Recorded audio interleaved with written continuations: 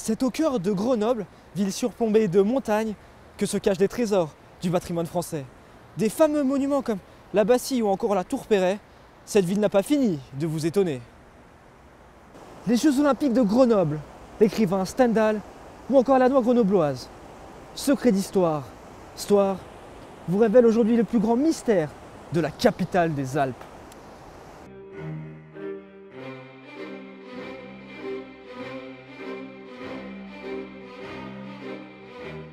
L'atout majeur de la plus grande cuvette de France est le fort de la Bastille.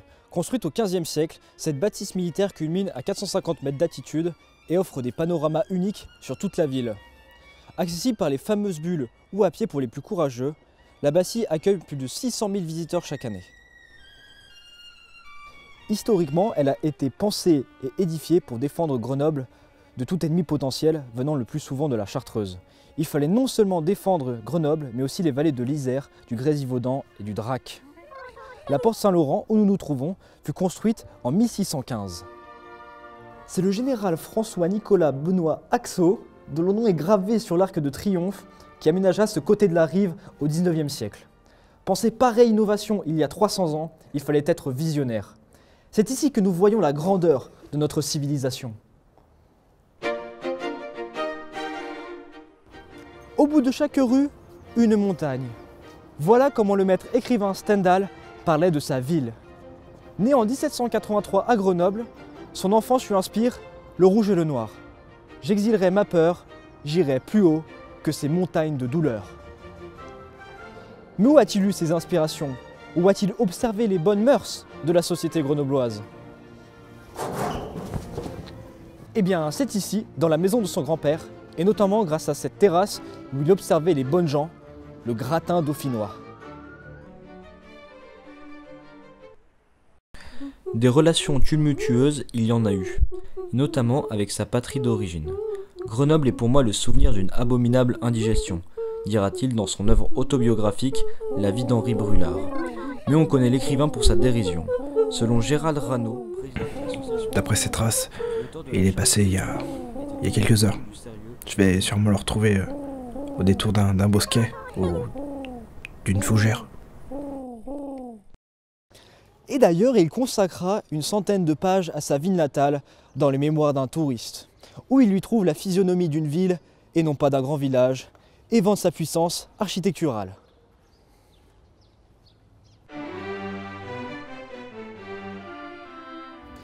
Si on évoque la puissance architecturale, la Tour Perret est un lieu incontournable de Grenoble. Du haut de ses 9500 cm, elle fut construite par Auguste Perret à l'occasion de l'exposition internationale de la houille blanche et du tourisme. Cet édifice est la première tour construite en béton armé. Elle se compose de 8 poteaux de gravier et de 72 pieux afin de soutenir la structure. Auparavant, il était possible de la visiter et d'y monter tout en haut grâce à des escaliers hélico-ito. Aujourd'hui, elle est désormais en travaux et sera de nouveau accessible au grand public en 2022. C'est ici même à Grenoble que se déroulent les 10e Jeux olympiques d'hiver en 1968. Pour cette occasion, le comité olympique sélectionne 35 épreuves, dont notamment le bobsleigh, le ski alpin ou encore la fameuse épreuve de patagine artistique. En cette période de guerre froide, c'est également une nouveauté. L'Allemagne de l'Est et l'Allemagne de l'Ouest se présentent séparément.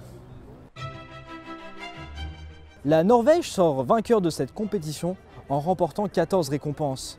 Mais la France réalise son meilleur score en remportant 9 médailles au total, notamment grâce à Jean-Claude Killy délivre la France, et pas n'importe quelle France, en remportant 3 médailles d'or en ski alpin. Ces Jeux ont permis à la ville de développer ses commerces, mais plus encore de nouvelles infrastructures sportives et routières. Notamment grâce à cet événement, on peut toujours visiter l'Agnole de Vitesse ou le Palais des Sports, qui sont toujours des lieux plébiscités par les Grenoblois. Mais plus encore, c'est la France qui vit son prestige s'accroupir. La Franquette, la Maillette, la Moulinette, ou encore la Parisiette, ou encore la Galinette cendrée, sont des types de noix qu'on répertorie ici à Grenoble.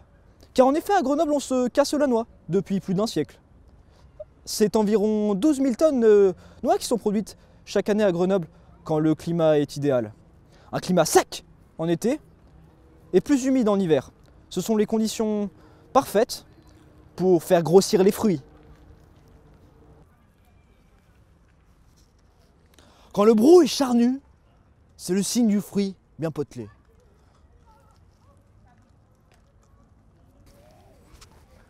J'ai mangé tous les noix. On dirait le petit cerveau, hein. Jambe, la sabreille. Chut.